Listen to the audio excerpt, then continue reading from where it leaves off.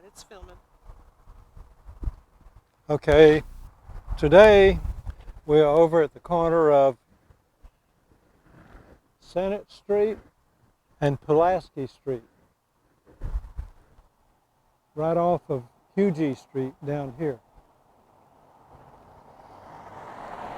And I'm going to show you a sculpture that I did about 20 years ago.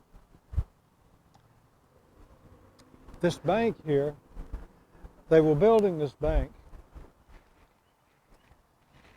and there had been a place, this square block here had a truck stop on it and a towing company that towed cars. They also had a body shop, and it was like that. But it was mainly a truck stop kind of thing. It was one of the first truck stops in Columbia. And the trucks would be coming down Hughie Street. This is before interstates and everything. They would come down Hughie Street and Gervais and just pull into the truck stop. And there was a restaurant in there and a truck stop. And so they thought they could boost their interest in people's interest by having a lounge. So now you got a lounge in a truck stop. It's called the Pink Pussycat.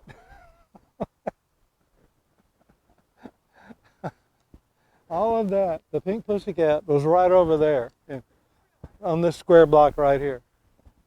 And when the bank, not this bank, but the bank before this bank, I think there was a bank before that one. Anyway, when they bought the land, they didn't want to seem like bad guys, uprooting this Columbia landmark, this truck stop, which had been so, it was really, old history. And so they said, well, bring the artist in. You know artists, they work for nothing, right? Right. You bring the artist in and tell them to take all the stuff that they found here and make art out of it. Well, some people, would find a pot and put a nose on it or something like that and say, oh, look.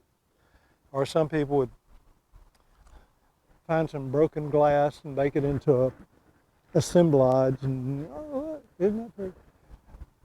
Well, there was whole wrecked cars back there too. They had a bunch of wrecked cars and cars that had been towed years and years and years ago and were rotting away out there. And then they had 16 motorcycles. So I came in and I got those 16 motorcycles. And I hired a welder, and we welded the 16 motorcycles together like this.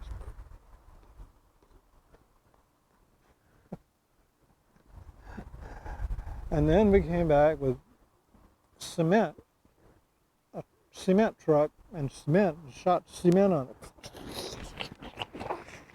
Then I molded it around. It's 50 feet long. Well, I'm not going to tell them what it is yet. But the idea was, well, I built a model of it, and I built the model, and I said, that looks like a spinal column on a dinosaur. And so I said, well, most of these motorcycles were Kawasaki's and Hondas, and So I said, it'll be a dinosaur, or a saurus, and a Kawasaki's, made out of Kawasaki's. So it'll be like a Kawasakisaurus. It's a Borg. You know what a Borg is? You don't know what a Borg is? A Borg is a creature that's half human and half robot or machine. Yeah. Yeah, cyborg. Borg for short. Yeah. Anyway, so I decided, that's what I'll do. I'll make it look like when they were digging up the foundation to build the bank here, they discovered this dinosaur down there in the ground, and they partitioned it off and put wires over it and mapped it out and everything, put some spotlights in. but reserved it so that maybe archaeologists could go over it and study it more carefully, you know. So it was supposed to look like an archaeological site, and it did. It did. And it ran from here.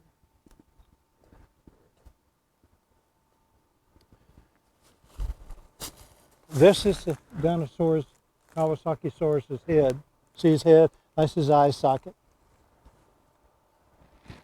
That's part of his head. Well, I buried it. The bank's business started falling off, and they thought, well, what's causing it? They said, it must be that thing out there. So they blamed it on the Kawasakisaurus. So they came to me one day and they said, Blue, we really love the Kawasakisaurus. And we love it so much that we want to take it someplace so more people can see it. I said, wow, that's nice. Where are you going to take it? And they said, well, there's this field down near Hilton Head. And I said, well, could I see the field? You know, I mean, they said, oh yeah, it's a park. It's going to be in a park. And so I said, okay, I'd like to see the field. So they took me down there and they showed me the field, and it was just a woods with a field in it. And I said, who would ever see it here? I mean, it's crazy. Who would ever see it here? And they said, well, this is the Palmetto Trail goes by about a mile from here. I've been on a Palmetto Trail, and nobody hardly ever takes the Palmetto Trail. So I said, I don't think this is going to do. I don't want to bring it all. Not only that, how are you going to get it here? It's 50 feet long. It weighs 20,000 pounds. And they said, well, we were going to cut it up into little pieces and take it back down there and reassemble it. I said, no. This is an on-site installation. Yes, it is. It's built on the site. You can't go chopping it up and hauling it off somewhere. And they said, well, we'll either do that or destroy it and dump it somewhere. And I said, what if we bury it? And I said, well, okay. So we buried it. You see, they put hedges so you can't see it. They don't want people in drive-through seeing this horrible work of art, see? So they got the hedge. The lights, I installed those lights back. So this thing was lighted at night. You can come by here anytime at night and see it. It only stayed visible to the public for about maybe 2 or 3 years.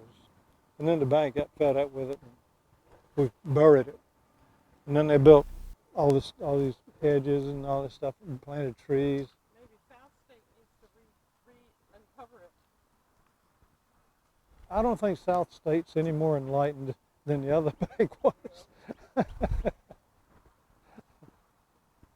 I even knew some people in the other bank. You would have thought, I knew them. Anyway, this thing's 50 feet long, weighs 20,000 pounds. You say 20,000 pounds? Well, the motorcycles are completely encased in concrete. And it's really kind of beautiful when you see it.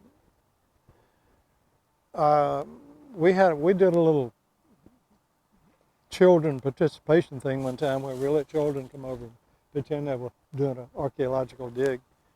And the USC Department of Anthropology. And it worked out pretty good.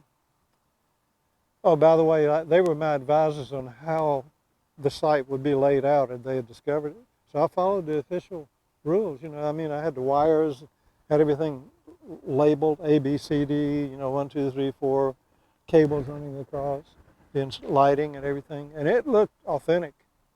It looked like a real, something serious, yeah,